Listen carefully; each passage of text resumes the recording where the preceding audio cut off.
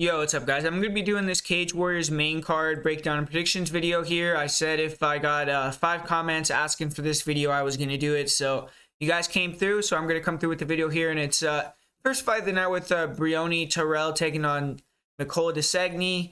And in this fight, Terrell is a big underdog. But I would say she's better than her record indicates, even though she's 4-4-1. You look at her losses. She lost to Molly McCann, Kate Jackson, who's in Bellator. She lost to Lanchana Green, who fought on The Ultimate Fighter. And then she also has a loss to Denise Kielholtz, who's a Bellator fighter, fought for the Bellator title. She's a former Cage Warriors title challenger, but she hasn't fought in 3 years. She's 42 years old, so that's a big red flag. But she is okay counter-striking. She's slow, stiff, big reactions to feints, bad defense, but pretty good kicks on the outside. And she has decent timing on her level changes. Good job shooting in on the single, then trying to get to the back, but pretty non-existent takedown defense. I think she just basically wants to make it a grappling match regardless.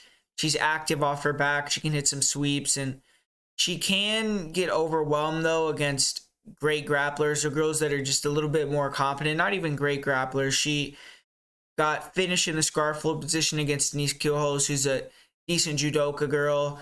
And she was fairly competitive in that fight, but she ended up getting finished in the 3rd round. She tends to slow down. She doesn't really have the greatest cardio, and I don't think coming off a long break is going to help that. And with Nicola Desegni, we have a girl that has been training with Great Britain top team for this fight, so she's over there in the UK, and she's going to be fighting in front of her home fans in Italy. And she's a little bit more credentialed. She's fought in a lot of promotions. She fought on the Contender Series. And I would say Desegni is a big favorite for a reason in this one, even though I definitely wouldn't lay the chalk on her because she does have issues when she gets put on her back. And if Terrell can time a couple takedowns, you could be, a little bit angry losing your money on a big favorite. But Desegni, she is a grappler herself, and she also has the better striking in this matchup. She has good pressure striking. I think she's going to be able to pressure and hit her own takedowns on Terrell, who accepts that bottom position, and be able to beat her up from the top and probably get a finish. But I could also see Desegni winning a decision, and she could play it either way. She could keep it standing as well, and I think either way she could get the win. I think she'd have a better chance to finish if she works in the takedowns, but it also could maybe give Terrell a little bit of a better chance to win. So depending on how she plays it, will be whether she gets a finish or a decision. But I definitely think Desegni is going to get the win here. And for me, I'll say she gets the victory by KO TKO in the 3rd round.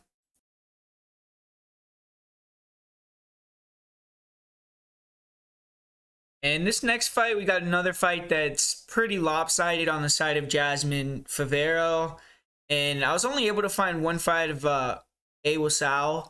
And in that fight, she got absolutely dominated. She got taken down, submitted quickly in the 1st round. She showed virtually no ground game. She was able to win her MMA debut by split decision, but pedigree-wise, Favero has a huge edge. She fought on a Cage Warriors main card in her MMA debut. She already has a lot of amateur experience where she fought in some IMAF fights, and her grappling looks fairly good. I expect her to probably get this fight to the ground and finish in dominant fashion. And this is a fight that, if they do give odds, I would target the under, because I don't know, at the money line, I think she's a gigantic favorite. The last time that I saw, I don't see any value in that. But if you can get a decent line on the under, then I think that would be worth it. But the pick for me is going to be Favero to finish it by submission in the 1st round. And these last 2 fights in the card are definitely better matchups. They're more fair matchups, and they're more tenured, better opponents. So we got Matters Flaminas taking on Carlo Pedersoli in this one. And this is going to be your co-main event here. And Pedersoli, he used to fight in the UFC. He got cut from the UFC after losing 3 fights in a row. Since then, I think he lost 2 fights in a row, and then he lost one in Bellator as well by close decision in this Bellator fight. And then he went back, won 2 fights on the regional scene against low-level opponents, got finishes.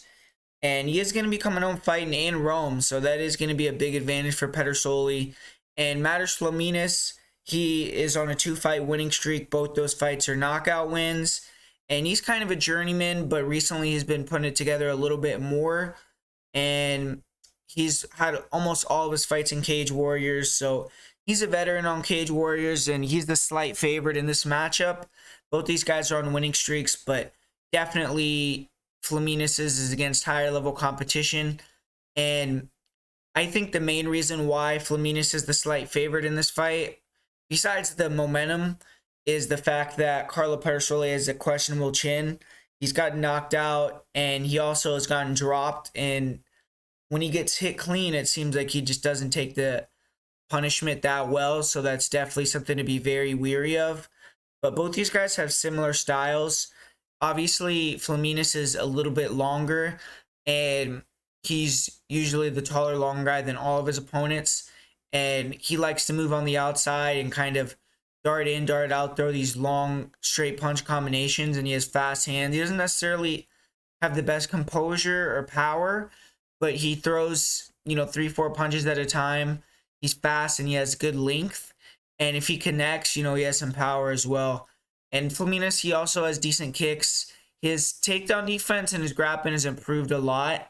He used to be very easy, or a lot easier to take down and control, and now he's a lot better at defending the takedowns, making fighters work for the takedowns, and even getting some offensive grappling going, reversing takedowns, or even hitting some reactive doubles, getting on top, and working his top control, which he isn't necessarily dangerous from the top position, but he can grind it out, and he can get guys tired by defending the takedowns and then finish them later with his striking.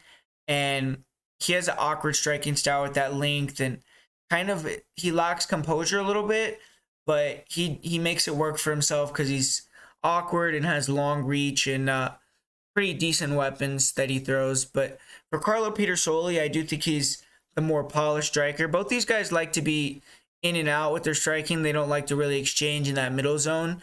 And I think Pedersoli is a little bit better with the distance control. He has a little bit better defense, a little bit more composed, and his striking, I think, is a little bit more powerful. But the issue you have with Pedersoli is the chin. If he gets touched on the chin, he doesn't tend to take it very well. So that kind of evens it out and gives Flaminis a big chance for victory. Pedersoli is the better wrestler, I believe. I think he should look to mix it up and hit those body lock takedowns that he hits off of his blitzes. He's one of these guys that's a taekwondo striker with fast in and out movement, so he can blitz in, blitz out. And when he blitzes in at times, he will look for the body locks, and he's fairly good at it. I think if he can mix in a few takedowns, get some top control, that'll go a long way in him taking over the fight. And I am going to pick Pedersoli to win this fight by decision, but he's a hard guy to trust because of the chin. And ultimately, that's why, if I would say betting-wise, I would pass on this fight, because I think Pedersoli should win skills-wise, but he could, be winning up until he gets finished, and then you lose your money. So I'm not going to necessarily say Matters Flaminis warrants a bet at minus money because he has that knockout ability, because I think Pedersoli is a better fighter, but I just don't trust his chin. So at slight underdog money, I just can't bet it. So going to be a pass on this one, but I'm actually going to pick Pedersoli to get the win by decision. And the main event, we got the title fight on the line here, or the title on the line here at 135 pounds between Dominic Wooding and Michel Marignani. And this is a good fight. This is definitely the best fight on the card, in my opinion. We got Dominic Wooding, who's the current champion. And Dominic Wooding, he's been spectacular since joining Cage Warriors. He's gotten 3 wins in 3 tries. All of them have come in highlight reel fashion. 2 head kick knockouts and a flying knee KO. And he tends to follow up really impressively after he hurts guys. He has that killer instinct. And it was impressive to see Wooding bounce back too, because he had 5 fights in the UK and he thought he was ready to take that next step in level of competition. And he didn't leave the UK, but he still went and fought in bigger shows. He competed on ACB. He lost the decision. Then he fought 3 times for Bellator. He won his debut for Bellator, but then lost his last 2 Bellator fights. And now he's came to Cage Warriors and won 3 fights in a row. So props to him. He's the champ right now. And if he can make it a 4-fight win streak and retain his title, I believe, for the second time, then maybe a call to a bigger promotion of the UFC could come. But His opponent here is going to be fighting at home, and he is the underdog, Michel Marignani, but he's a live underdog for sure. He's a fun striker to watch. He's pretty dangerous striking skills. He has one of the fastest knockouts in MMA history, a 6-second head kick knockout at Bellator 203. He also has a 20-second knockout victory, and 5 of his 7 wins have ended in the first round. So he goes out there and tries to get the job done early. Both these guys tend to do that. Since joining Cage Warriors, Marignani has been, 2 wins. He had a no contest, and he also had a loss. So he's been a little bit up and down, but he's been more on the winning side. Even that fight where he was losing to, or where he got the no contest, against Adam Armirsangi, he was winning that fight, and then he got poked in the eye, couldn't continue. So that probably should have been a win for him. And he's 7-1-1. He's going to be fighting in front of his home fans. He's going to be fighting for the title. So both these guys are, going to be really gunning for it. I mean, winning the Cage Warriors title, obviously Wooding already has it, but for Marignani, even retaining the title, if you become a Cage Warriors champion, you're almost certainly going to go to a PFL, Bellator, UFC. So both these guys know that, and I think we're in for a really good fight. But for Dominic Wooding, he's a good athlete. He's fast. He's pretty athletic, or pretty mobile, and he has fast hands, good pull counters, nice check hooks. He hits hard, and when he lands early, he can stun and hurt guys with his hands, but more of a guy that finishes with his lower, like his legs. He has super dangerous head kicks. When he backs fighters towards the cage, he'll always look for head kicks or flying knees, and he's been able to get finishes with those recently. And he's a sniper, man. I mean, he's looking for those counters. When he gets you hurt, he's a really good finisher, and he's very explosive, very fast, but he's low volume, and I could tell why he loses when he goes to decision. For Wooding, he so far is 0-3 in decisions, and it's because he just doesn't throw much. He's waiting for his opponent a lot, looking for that counter kill shot, and if he doesn't get it, he can get walked down, taken down, or out-volumed. And also, his defense early is very good because he has great reflexes. He's very fast, sharp when he's 100% in the cardio department. But he holds his hands low and relies on that speed, athleticism to bail him out. He'll pull back and try to, like I said, pull counter, but not necessarily in the best way using his feet. He more tries to use that upper body movement.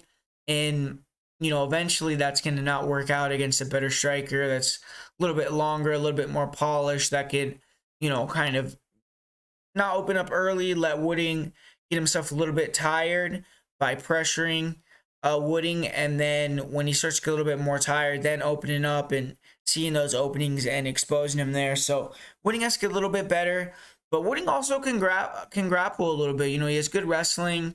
He has decent control when he gets it to the ground. He has a pretty good ability to find the back. Isn't a submission threat, but he's strong and he could stay heavy in dominant positions. And he, I believe, does probably have the wrestling advantage here. But Marignani also has decent wrestling, and I think he's the better grappler. But if you look at his fights in Bellator, he did take that wrestling approach against Franz Lambo. He was able to get on top in the first round, but in the second round, he failed on multiple takedowns and ended up getting chewed up on the feet. He's very heavy on his lead leg, and Lambo was a long guy that had good kicks, was able to exploit that. And Wooding really struggled with the length in that fight. And, he, in my opinion, would have to come prepared for this fight to have a wrestling-heavy game plan, because if he doesn't, I think he'll get tired if he wrestles early. And I don't know if he has the cardio to switch it up. But Wooding, if you look at his defensive wrestling, that definitely can be an issue for him at times. He got taken down a lot in his second Bellator fight that he lost. Got controlled a little bit. And then Nathan Fletcher also was dominating Dominic Wooding for 2.5, 3 rounds before Wooding ended up catching a flying knee and knocking him out late in the third. So he almost could have lost that fight against Nathan Fletcher. So he definitely needs to work a little bit on his ability to pace himself, but throw more volume and not wait so much, and also get a little bit better with his defensive grappling. But he's a good prospect overall, and he's young. He's only 26 years old. For his opponent, Michele Marignani, early on, he's going to be in a lot of danger because he's an aggressive guy that holds his hands low and he likes to box. So he's going to be coming into range. He does throw some nice leg kicks and has pretty good head movement. And he likes to come in, throw a lot of switch stance. So he's pretty shifty. A lot of switch stance strikes. Go up and down. So you'll throw to the body, come up to the head. And he has tricky striking. He has, pretty good power in his hands as well. But early on, he does tend to not be the fastest guy, and he has to usually wear down his opponents by continuing to walk him down, throwing his leg kicks, working the volume with the hands, and pressuring forward, blitzing in, making the fight ugly. And with Wooding, if he takes some shots early, he could get knocked out. We saw fight. If you guys watched the fight against Wesley Maya, he got dropped a couple times in the first round before rallying back to get the win in that fight. And I feel as if, with Wooding, he's going to have to really be in Wooding's face, making it a dogfight, has to be really aware of that left hook, can't stay at range. And also, he should mix in the grappling because he's the better grappler. If he gets it to the ground, he's going to be able to control Wooding. He has really good back takes, and he also has decent wrestling. I mean, he's going to have to work to get the takedowns early, I think. I don't think Wooding's going to be easy to take down when he's fresh, but Marignani has decent timing on that double. And if he can get Wooding into that third round, start to get him a little bit tired, then he could start to maybe impose his wrestling skills and steal a decision in this one. So I think this fight is close. I think that it could go either way. I think that the line is a little bit off. I think Wooding should not be as big of a favorite as he is. I think he's over -2-1 at this point. I would line it closer to like Wooding at like a -145, -155 favorite. And I think there is a little bit of value on Marignani, but I am going to pick Dominic Wooding to win by knockout just because I think Marignani early on exposes himself a little bit too much. He is durable and he has good cardio. He's shown an ability to, take damage and come back. That's why I think he's a live underdog in this one. But I feel as if Wooding is very dynamic and maybe going to be able to get him out of there in that first or second round. So I'm going to go with Wooding by early knockout. So that's going to be my 4 predictions for the main card for Cage Warriors.